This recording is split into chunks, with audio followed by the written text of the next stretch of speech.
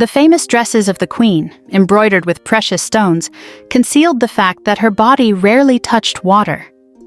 This was the reality of the Middle Ages, when Europeans suddenly began to fear water. When speaking of Elizabeth I, one envisions the image of a majestic ruler dressed in luxurious garments, with a pearl-white face, a high forehead, and a piercing gaze.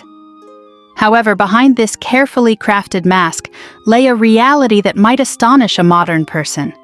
The Queen bathed only once a month, regardless of whether it was necessary. Today, such a habit seems unthinkable. But in the 16th century, such hygiene practices were not only unremarkable, but were also seen as a sign of caution and a reasonable approach to health. People of the Renaissance era lived in constant fear of diseases and believed that frequent washing could be harmful to the body. According to the medical beliefs of the time, water opened the pores, allowing deadly miasmas to penetrate the body and spread diseases. Bathing, especially in hot water, was considered a dangerous practice that weakened the body and made it vulnerable to infections. The French physician Théophraste Renaudot wrote in the year 1655 that bathing, except in cases of absolute medical necessity, was not only unnecessary, but also harmful. It filled the head with vapors, weakened the nerves and ligaments. English philosopher Francis Bacon developed a 24-hour bathing method intended to limit the absorption of harmful, watery elements. According to his method, the skin was first covered with oil and balm. Then the person spent 2 hours in water, after which they were wrapped in waxed cloth soaked in resin, myrrh, and saffron. This was supposed to seal the pores and strengthen the body weakened by water.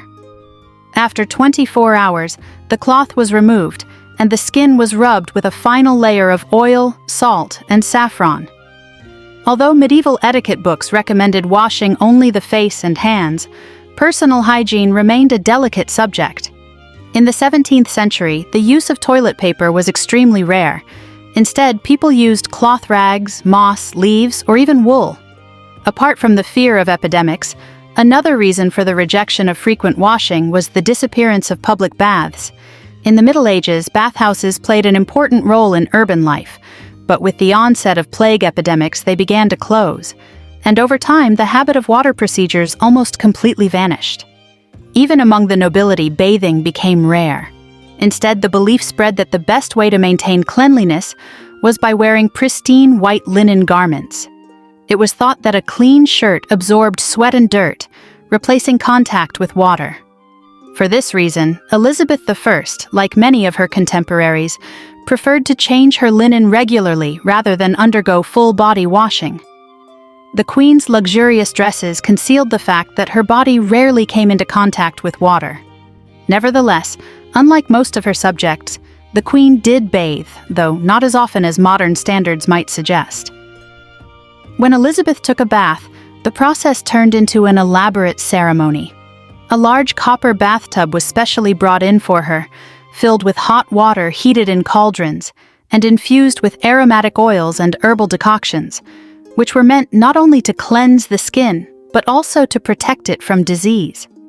In everyday life, the Queen used damp linen cloths soaked in rosewater or vinegar. Her ladies-in-waiting assisted her, ensuring that her skin remained soft and well-maintained. It is known that for New Year's, the Queen received a gift from her court laundress, Mrs. Twist, 4 cloths for the teeth, meant for cleaning and polishing them. These cloths were made of coarse fabric, stitched with black silk, and trimmed with lace. Her Majesty was also presented with golden toothpicks and a ruby-embellished ear scraper. Between her rare baths, Elizabeth relied on various methods to maintain cleanliness. She wore perfumed gloves to mask unpleasant odors, used dry powders to absorb oil from her face, and regularly cleaned her teeth with fabric strips soaked in vinegar.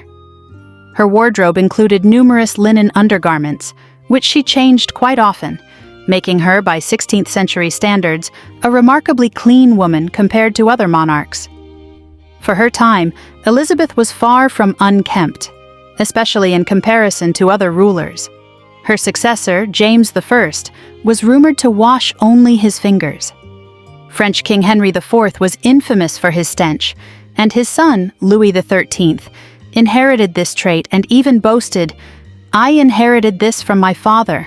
My body smells of sweat." Moreover, her personal hygiene practices were dictated not only by cultural norms, but also by security concerns. English monarchs lived in constant fear of poisoning, and physicians even warned them against simple washing with water of dubious quality.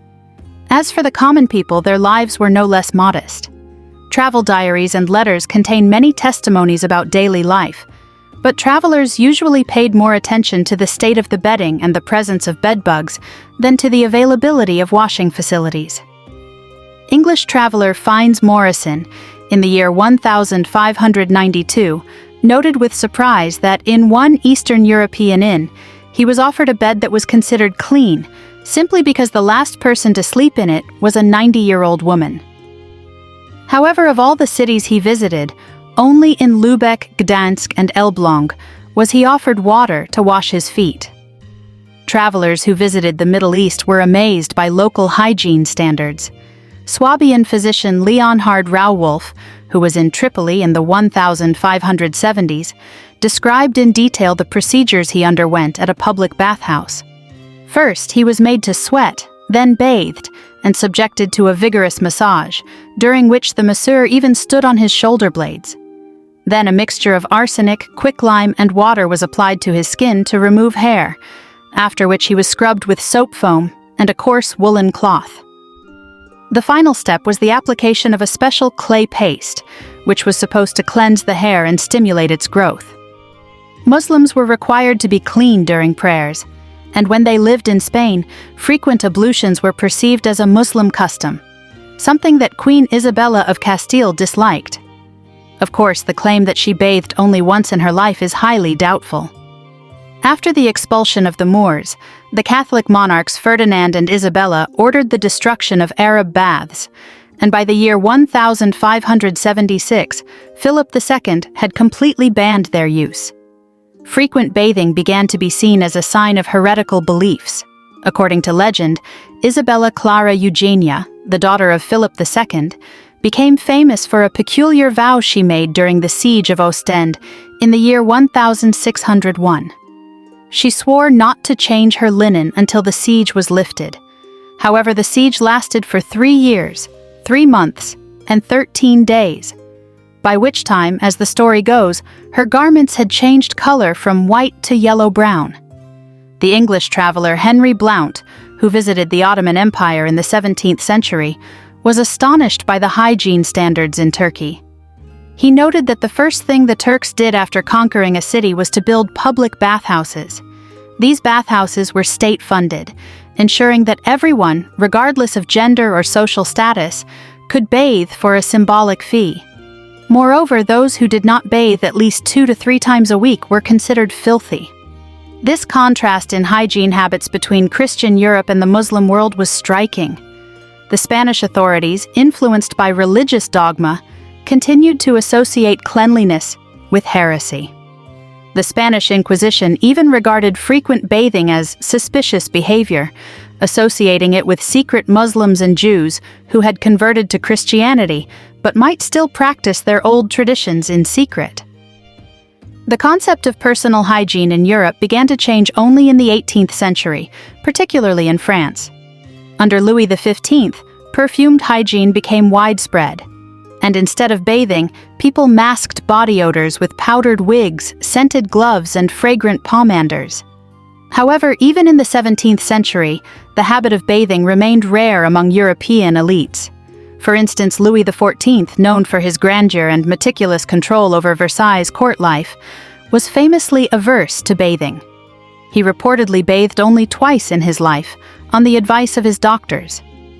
Instead, he relied on the changing of multiple layers of linen garments to maintain cleanliness. Despite his reluctance to wash, Louis XIV adored perfume, and his court at Versailles became the epicenter of the European perfume industry.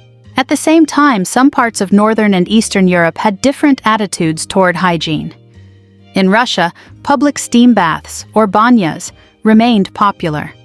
Foreign travelers often wrote about Russian bathhouses, describing the practice of intense sweating followed by immersion in cold water or even rolling in snow.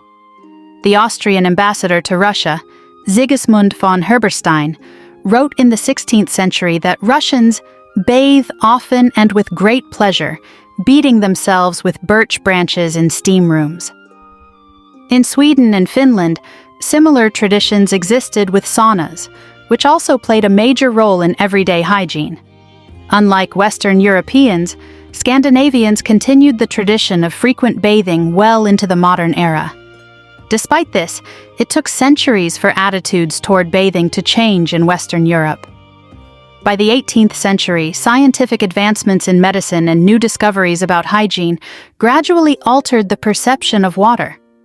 Physicians began to recommend regular washing, and by the 19th century, with the rise of public sanitation and plumbing, bathing became an essential part of life once more.